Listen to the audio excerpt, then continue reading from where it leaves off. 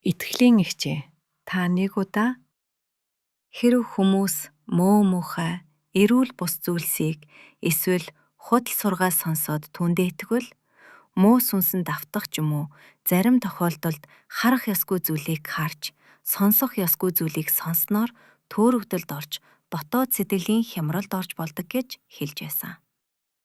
Өнөөдөр олон нийтийн цахим сүлжээнүүдээр худал хуурмаг, сүнслэг байдлын тухай ярьж, аура бясалгал, энерги, чакра зэрэг зүйлийн талаар заадаг хүмүүсийн маш том урсгал бий болжээ.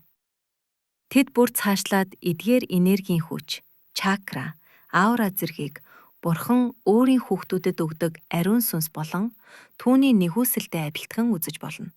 Бүгд ижилхэн зүйлүүд зөвхөн нэршлэн нүүр гэж гүжирдэн хүмүүсийг хуурдаг.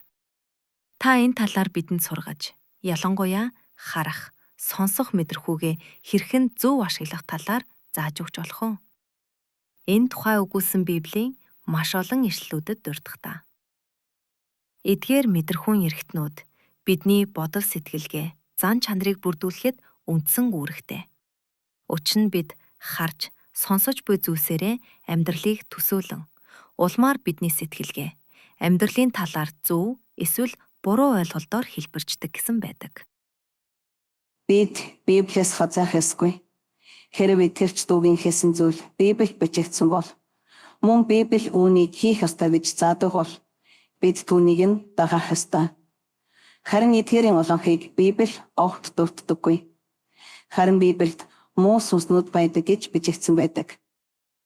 Гэвч Библиэс гадуурх бүх зүйл хүмүүсийн шашин хэмээн заадаг зүйлс хийгээд тэдний юр бусын хэмээн тайлбарладаг бүх дасгалууд, жишээлбэл бясалгал, нүдэн анх, эсвэл амьсгалын тодорхой техникүүд гэх мэт эдгээрийн талаар Библи огт өгүүлдэггүй.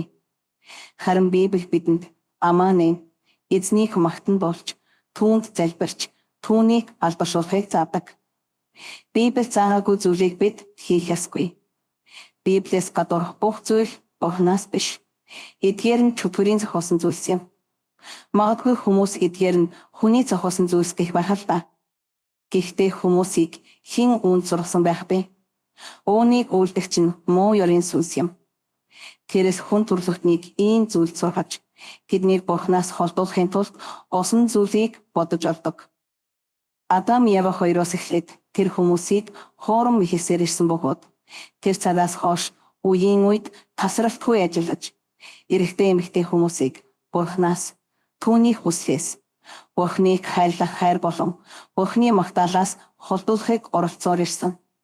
Учир нь Бурхан хүнийг өөрийгөө магтан алдаршуулахын тулд бүтээсэн. Харин чөтгөр өөрөө ч бас шүтэгтийг хүсдэг тул энэ бүхнийг бодож олдог. Энэ бүхэн нь хүмүүсийг Бурханаас холдуулахад чиглэсэн байдаг.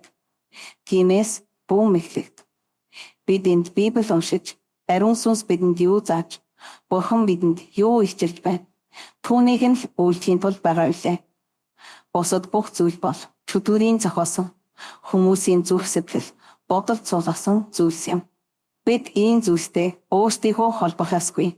Учир нь энэ нь сэтгэл болон сүнсийг бохирдуулдаг. Эдгээр нь хүний Бурханд итгэх итгэл, найдварыг алдагдуулдаг. Үүнээс үүдэн мэхлэгч сүнснүүд болон муу сүнснүүд хүний биед нэгтарч, түүнийг эзэмдэн, сүнслэг амьдралыг нь сүйдэрдэг. Тэд Бурханы өгсөн амар тайван хийгээд ивэхийг бусаан авдаг. Ийм байдалд орсон хэн нэг нь сүнслээр өсхийн оронд харин ч усан бараадаж эхэлдэг. Тиймээс эдгээр зүйлд анхаарал хандуулахгүй бай. Ийм дадлаг зуршлын тухай судалж эхлэх хэрэггүй. Сатанизм, йог, метафизик болон бусад зүйлстэй санууч зангаарч бай холбогдож болохгүй. Энэ нь Бурханд таалагддаггүй. Учир нь зүгээр л нэг л удаагийн санууч зангаасаа болж муу сүнсэнд эзэмдүүлэл тэр хүний амьдрал усамл дордох болно. Тиймээс сэрэмжтэй байцгаая. Зөвхөн Библийн Бурханыг хайж, Библийн бидэнд зааж байгааг л баримталцгаая.